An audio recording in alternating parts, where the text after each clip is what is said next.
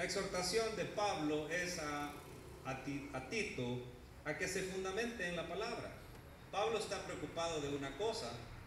Pablo está preocupado que la gente se está retirando, y Pablo le ha enseñado esto a la iglesia de Corinto como lo ha enseñado en todas las iglesias. Nuestro fundamento es Cristo.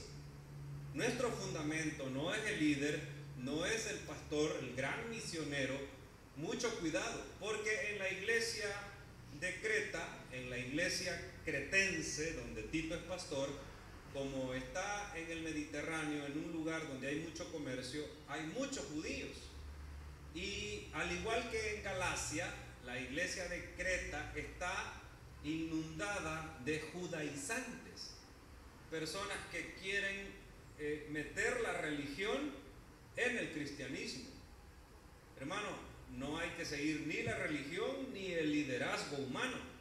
El cristiano debe de seguir básicamente la enseñanza del evangelio, la cual Pablo ha predicado, y es lo que ustedes han aprendido, le dice a sus jóvenes pastores. En Capilla Calvario, amados hermanos, tenemos muchos grandes pastores. Uno de ellos, Warren Wiersbe, escribe que básicamente la iglesia de Jesucristo es como un pequeño seminario en el cual todas las veces que hay predicación debe de haber una enseñanza sistemática de la palabra, pero con una aplicación práctica para la vida cotidiana. Amén, hermano. Eso es, cada vez que hay una predicación de la palabra o una predicación, en un púlpito, debe de enseñarse sistemáticamente la palabra de Dios con aplicaciones para la vida. Pero no se debe de enseñar otra cosa. ¿Qué problemas habrá tenido Tito cuando un poeta en el año 600 antes de Jesús describió a los cretenses como bestias glotonas y mentirosas? Hermano, había una fama en la iglesia de Creta que eran mentirosos. Así como en San Salvador, en El Salvador, hay un pueblo que tienen fama de tacaños. Yo no sé si solo es fama. Usted sabe si existe ese pueblo. Existe, dice, ¿verdad? Hay pueblos así que tienen cierta fama.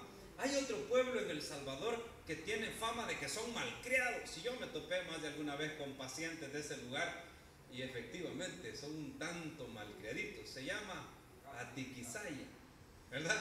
Imagínense que la gente de Creta tenía mala fama. ¿Qué fama tenían ellos? Eran mentirosos compulsivamente, y también eran descritos como glotones, como personas que les gustaba comer, o tenían otros defectos, pero aquel poeta en el año 600 ya los describía de esa manera. Dicen que cuando el río suena, piedras lleva. Algo había de cierto. Imagínese usted los problemas que tenía Pablo en esa iglesia. Hermano, yo he visto las iglesias grandes, las medianas. Digamos, una iglesia mediana es como la iglesia de la Capilla Central, que tiene unas 2,000 personas. Unas 2,000 personas, quizás 3,000. Quizás una iglesia grande tiene 10,000 personas.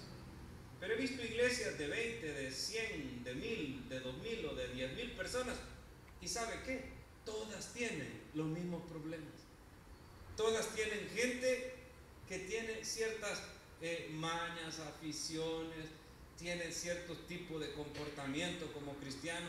Y usted, pues, lo único que en la iglesia pequeña uno se da cuenta. En una iglesia grande usted no se da cuenta, porque hay un recicle y es tanta la multitud de gente que entra que usted no se da cuenta. Pero los pastores sí se dan cuenta y comentan lo mismo. Me dicen: mira, David, cuando la iglesia tiene 1,000 personas, tú tienes 1,000 cabezas que piensan diferente, y tú puedes tener dentro de esas 1,000 unas 50 que son tremendas y dan problemas, o quizás unas 100. Entonces yo digo: ay Dios, pero si la iglesia tiene 50, con 4 ya son suficientes, y si tiene 100, con 8 o 10, no sé si me doy a entender, hermano. Los problemas siempre van a existir, gente de todo tipo, como los cretenses hay. No quiero decirles que ustedes son mentirosos, son glotones, pero algunas personas son glotonas, no tanto de comer, sino de tragar con la lengua, de de destruir y de quererse comer a los demás hermanos para que devorarlos y que no vivan tranquilamente. Vamos al verso a verso para que usted se dé cuenta de lo terrible que es ese mal en la iglesia. El saludo en el verso 1 es único. Pablo no ha dado este saludo antes y ocupa una palabra: conforme a la fe. Nosotros, hermanos, tenemos que estar en nuestro caminar diario conforme a los mandatos de Dios. Nuestros hijos, por ejemplo, deben de crecer conforme a la instrucción de valores y de principios cristianos. ¿Sí o no, hermano? Un gobierno debe de gobernar conforme al interés de las multitudes. Cuénteme otro chiste, por favor. Un gobierno o los gobernantes deben de gobernar conforme al interés de las multitudes. Es así, que no lo hacen, es otra cosa. Es otra cosa. Hermano, un padre, una madre cristianos deben de comportarse frente a sus hijos conforme a la educación y al lenguaje adecuado de un cristiano. Sí, toda nuestra vida debe de ser conforme a. La palabra conforme, la palabra kata en el griego significa sujeto a o dependiendo de. Nuestra vida es dependiente de Jesús. Nosotros no podemos depender del Banco Azteca, que ya me contaron que es que quitan las cosas bien rápido. Ese no. Otros bancos dicen que andan viendo cómo embargan. Este no dio una sola vez, ahí pasa dejando las cositas, ¿ves? Pero los créditos los dan bien rápido. Pues sí, pero con garantía, ¿verdad? Garantía. Y hermano, usted no puede estar confiando en el prestamista, en el agiotista. Usted no puede estar confiando en sus amigos. Si los amigos le dicen a usted: vamos, hombre, démosle, nosotros te apoyamos, tirate. Y cuando el otro ya se tiró: ay, pobrecito, míralo, llamemos al 911 y a la Cruz Verde que lo vengan a sacar del hoyo. Mira, yo no sé cómo nos hizo caso, si nosotros bromeando estábamos. Así son los amigos, así es el mundo. Nosotros vivimos y actuamos y deberíamos de estar en todas nuestras acciones de la vida conforme a el Señor, es decir, sujetos debajo del Señor, debajo de su protección. Y dice el verso 1: conforme a la fe de los escogidos de Dios y el conocimiento de la verdad. ¿Qué estuvimos estudiando en la gran enseñanza del día domingo, hermano? ¿Quién es la verdad? El camino y la vida. Cristo. Y Él se refleja toda la verdad ¿en qué? En la palabra. La palabra es la verdad, dice, y aquel que cumple y sigue la palabra es verdaderamente mi discípulo. Fíjese lo que dice el texto: el conocimiento de la verdad, que es según la piedad. Nosotros conocemos la verdad a través de conocer a Jesús y conocer su palabra. Y luego, o cómo llegamos al conocimiento de Jesús, mediante o según la piedad, una vida santa. ¿Qué significa eso? Una vida apartada para Dios. Usted apartó este día. Cuando se levantó, usted sabía que hoy era jueves. Es que algunos a veces no sabemos en qué día estamos. Decimos mañana, creyendo que mañana es domingo, mañana es viernes. Así que hoy es qué, hermano. ¿Y usted qué dijo hoy jueves? Porque no es día de pago, ¿verdad? Hoy no es día de pago. Porque me imagino que hoy es día de pago. Bueno, algunos dijeron: hoy es día de pago. Otros dijeron: hoy es jueves, es día de... Algunos se dan un gusto como un frappuccino o un cappuccino con un postre una vez por semana. Dice: hoy es día de postre. Pero yo espero que en su corazón, al levantarse, al acordarse que hoy era jueves, haya estado otra expresión. ¿Cuál? Hoy es día de culto. Y desde que si usted amaneció, se levantó, usted dijo: hoy es día de estudio de la palabra. Usted está, hermanos, agradando al Señor o conociendo al Señor mediante la vida santa, mediante la piedad, apartando su día desde el principio de la mañana. Verso 2: en la esperanza de la vida eterna. Mira, hermano, qué gran recompensa para el que vive piadosamente, la cual Dios, que no miente. ¿Sabe, hermano? Mire, desde el principio Pablo le está diciendo a Tito: cuidado, todas las promesas del Señor sí son verdaderas. Es que Dios no miente.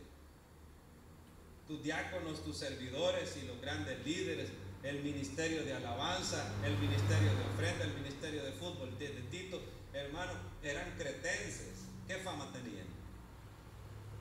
¿Qué problema, verdad, hermano? Cuando usted tiene un amigo mentiroso, pero Dios no miente.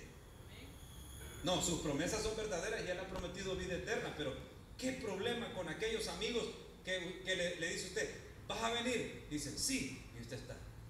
4 horas después, ¿qué pasó? No pude. La primera es gracia, ¿verdad, hermano? Pero después, ¿qué pasó? Vamos a ir, y dice, sí, allá llego. Mira, no llegaste. Bueno, quizás es casualidad.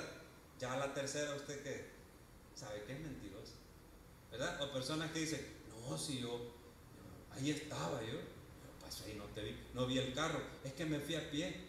Hermano, nunca camina ni nada. Pero hay gente que es mentirosa, hay gente que tiene esa tendencia, pero Dios no miente. Pablo está diciendo, no miente, y prometió desde antes del principio de los siglos la vida eterna. Y a su debido tiempo manifestó su palabra por medio de la predicación. Hermano, el evangelio es manifestado mediante la predicación, pero la predicación de la palabra. Ahí dice, y a su debido tiempo manifestó su palabra por medio de la predicación que me fue encomendada por mandato de Dios nuestro Salvador.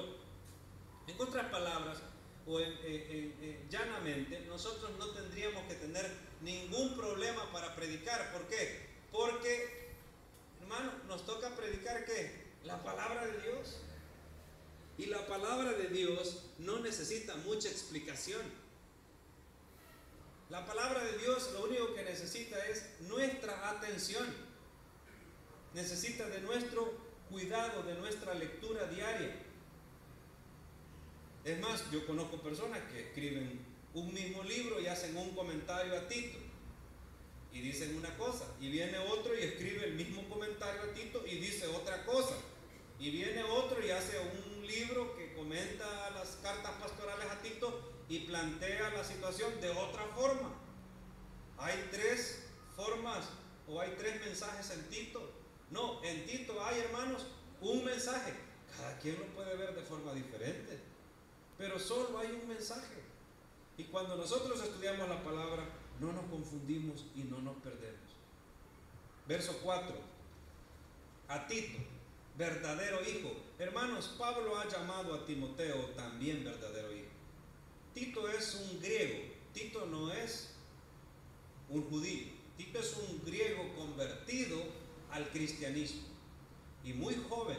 Pablo ha depositado la confianza en él, lo ha preparado, lo ha capacitado, y Pablo sabe que los pastores deben de ser de preferencia jóvenes, para que estén en la iglesia y la fortalezcan y tengan las fuerzas para llevar adelante todos los proyectos y salir avante de todos los problemas.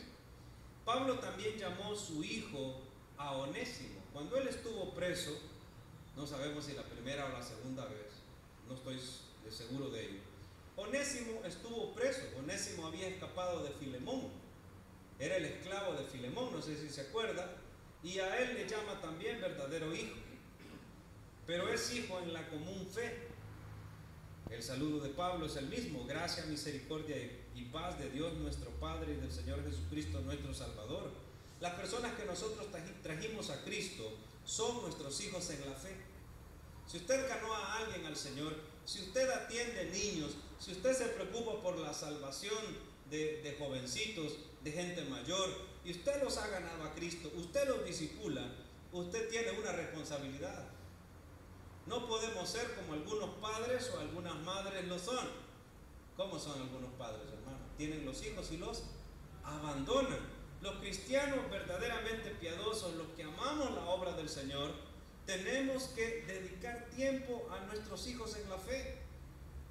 Se trajo a alguien a Cristo y ya no se congrega, llámele, dígale, bueno, mira qué pasa, no te he visto en la iglesia, pero no le llame para contarle cosas que no edifican. Algunas personas, cuando cae una llamada, no sé si a usted le pasa, a mí me pasa, una llamada, ay, es de fulano o de fulana, llama para quejarse de algo. ¿Aló? Sí, le duele, sí. Ay, un quejón, ¿verdad? De repente cae una llamada, ay, este me va a prestar algo, me va a pedir algo. ¿Ya usted los conoce o no conoce usted a sus amigos? Le llaman, sí, sí, hombre, $10, vaya, ¿cómo no? Ya sabe.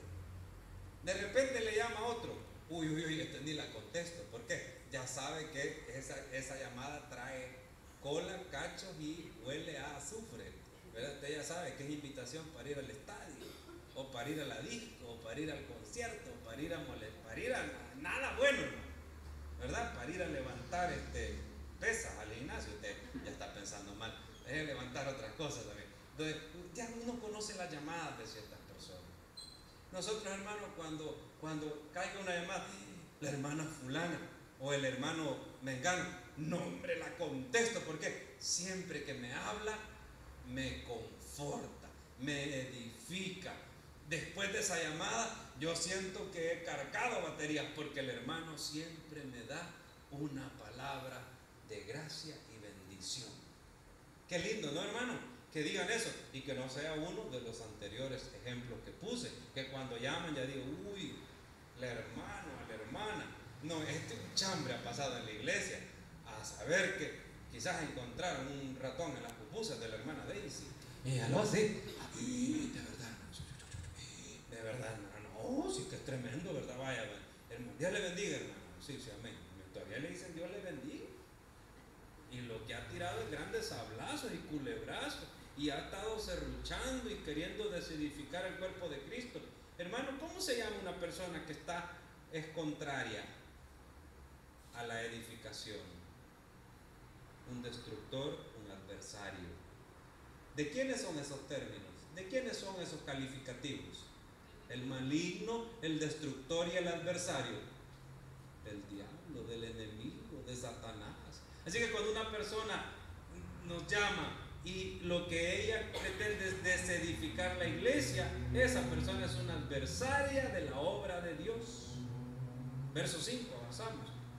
Por esta causa te dejé en Creta. Aquí va a explicar, es que en griego se escribe al revés, y a veces en la traducción al español lo dejaron un poco al revés. Para que corrigieses lo deficiente, estableciendo ancianos en cada ciudad. Para eso te dejé en Creta. En otras palabras, Creta era una congregación o una iglesia con muchas deficiencias.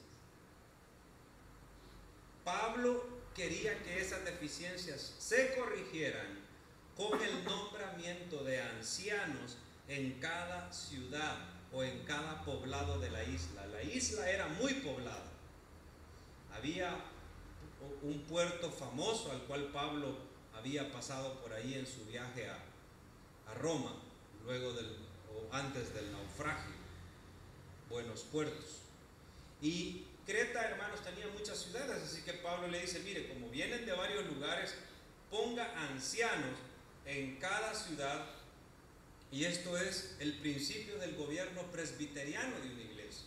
Ponga líderes, ponga ancianos, que estén pendientes de las necesidades, que puedan aconsejar a la gente. Porque el domingo que logran venir todos hasta la iglesia, pues no se llenan. Ya para el domingo algún problema puede haberse hecho muy grande. Y hay muchas cosas deficientes en esta iglesia. Por eso es necesario que nombres ancianos. Y luego va a hacer el repaso que ya vimos en Timoteo de los requisitos de los ancianos. Por si usted se perdió la predicación de los requisitos de los pastores, líderes y ancianos, también diáconos, ahora los vamos a repasar brevemente. Verso número 6. Número 1, y aquí si alguien creyó que iba a cambiar el apóstol, el mismo mensaje le dio a Tito. El que fuere irreprensible. ¿Cuál es la primera palabra, hermano? Irreprensible, que no tenga oreja por donde tomarle, que no tenga rabo por donde alarlo. No sé si usted ha visto, hermano, en los pueblos cuando agarran el cuchito y lo enceban, lo llenan de cebo, no sé qué es tanto cebo, como grasa, ¿verdad? Es animal, creo, grasa animal, y la gente lo quiere agarrar. Hermano, ¿no se ha fijado cómo es la cola de un cuchito? Es chiquita. ¿Y ha visto la cola de una vaca?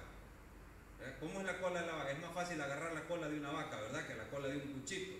Ah, pues hermano, hay que hacer así como cola de cuchito, que no tengan por dónde agarrarlo, ¿verdad? Y con orejitas chiquitas, porque hay algunos que son orejones, bien fácil de las orejas lo pueden agarrar. Eso significa irreprensible, que no hay manera de tomarle, que no hay manera de afianzarlo. Es decir, no es que usted sea astuto, escurridizo del pecado y que se las puede todas y no, significa que no hay ninguna manera de que alguien pueda decir que su testimonio no es verdadero, no es bueno. Segundo, marido de una sola mujer. Marido, dice, de una sola mujer y esposa de un solo marido, ¿verdad? Porque también hay diaconisas, habían líderes, habían ancianas. Que tenga hijos creyentes. Mire, hermano, esto es bien importante. Hijos creyentes que no estén acusados de disolución ni de rebeldía. Porque quien no puede gobernar su casa, dice el texto en Timoteo, ¿cómo puede ser líder en la iglesia?